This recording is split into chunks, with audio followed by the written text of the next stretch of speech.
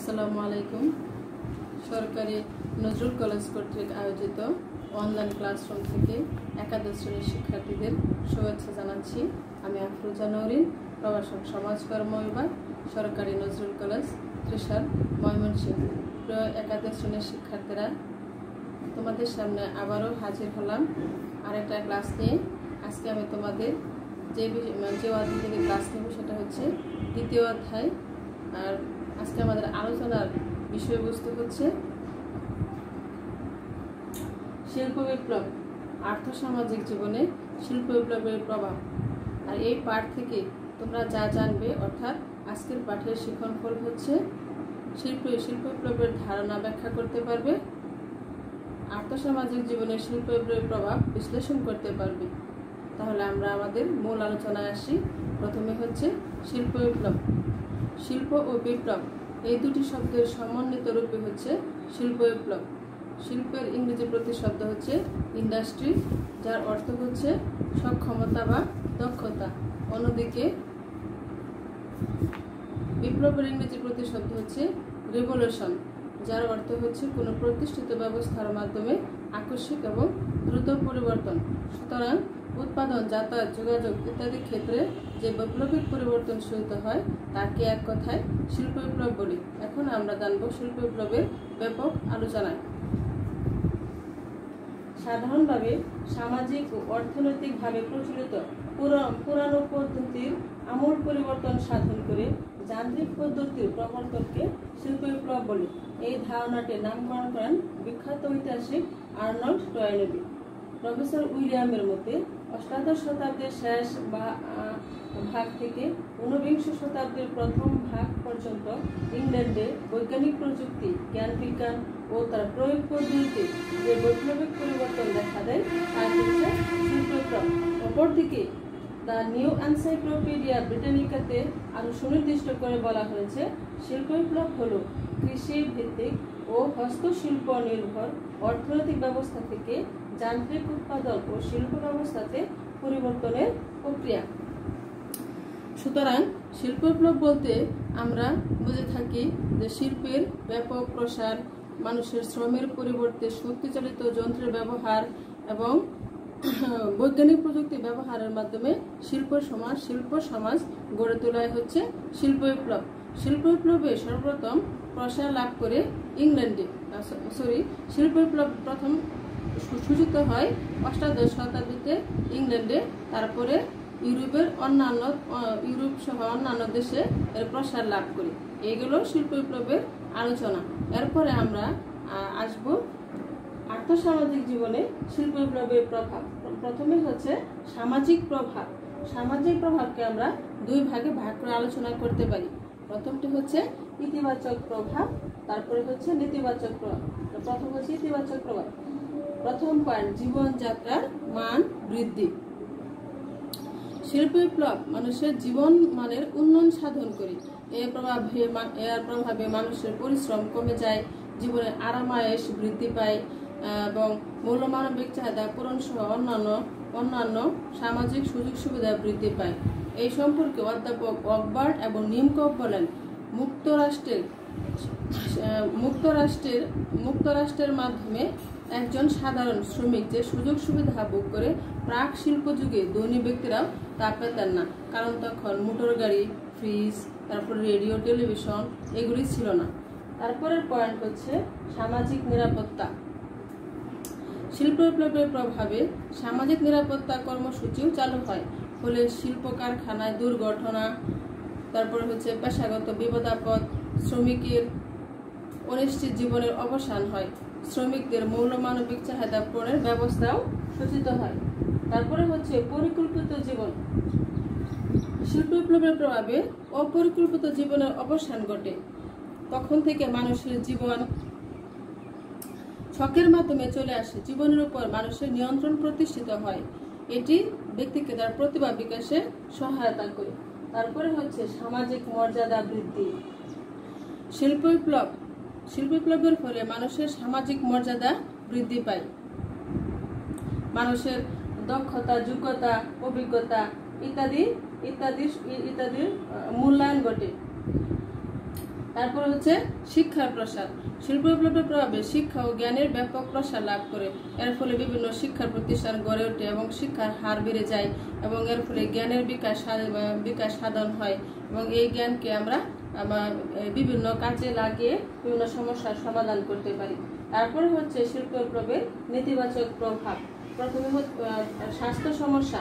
শিল্প বিপ্লবের প্রভাবে শ্রমিকদেরকে বিভিন্ন কারখানায় কাজ করতে হয়। কারখানার বর্জ্য এবং ধোঁয়া আমাদের পরিবেশকে বিভিন্নভাবে বিপর্যস্ত করছে।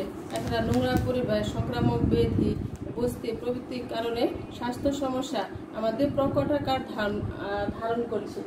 তারপর হচ্ছে গ্রাম এবং শহরের ব্যবধান।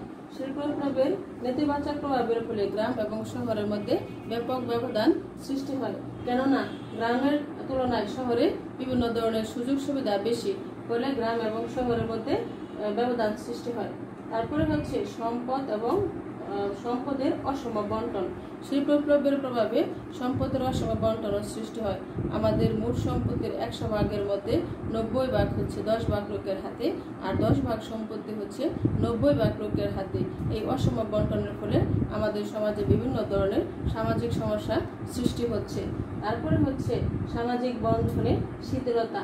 শিল্প বিপ্লব আমাদের সামাজিক বন্ধন অনেকাংশে শিথিল করে ফেলেছে। শিল্প বিপ্লবের প্রভাবে আমাদের অনেকেই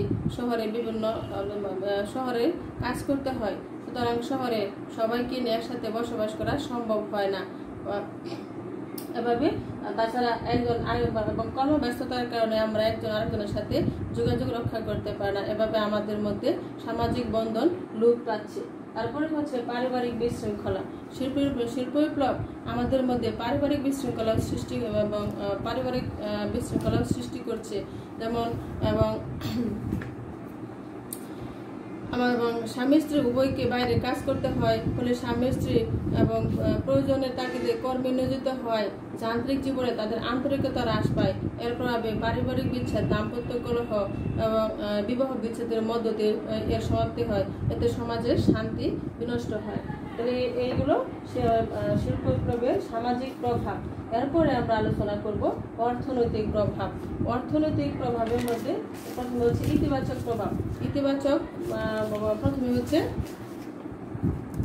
উৎপাদন ব্যবস্থার পরিবর্তন। শিল্প বিপ্লব আমাদের উৎপাদন ব্যবস্থায় ব্যাপক পরিবর্তন সাধন করছে। এর ফলে আগে যে আমরা কম শ্রমিক দিয়ে কাজ করতাম, এখন আমরা বেশি শ্রমিক দিয়ে কাজ করতাম, এখন আমরা কম শ্রমিক দিয়ে যান্ত্রিক প্রযুক্তির মাধ্যমে সহজেই কাজ করতে পারি। তারপরে হচ্ছে প্রাকৃতিক সম্পদের সদ্ব্যবহার। শিল্প বিপ্লব প্রাকৃতিক সম্পদকে আয়ত্ত করে ফেলেছে, সম্পদকে কাজেও লাগিয়েছে। যেমন তেল, গ্যাস, কয়লা, বিদ্যুৎ ইত্যাদি আমরা সহজে আমাদের কাজে ব্যবহার করতে পারি।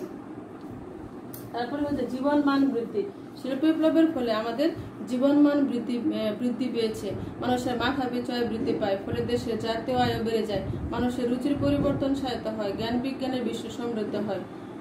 তারপরে হচ্ছে বিভিন্ন প্রতিষ্ঠানের উদ্ভব। শিল্প বিপ্লবের ফলে বিভিন্ন প্রতিষ্ঠানের উদ্ভব হয়, যেমন ব্যাংক, বীমা, ডাক্তার, টেলিভিশন, রেডিও, টিভি, সেবামূলক ব্যবস্থা প্রভৃতি প্রতিষ্ঠান মানুষের প্রয়োজনীয় তাগিদে গড়ে ওঠে।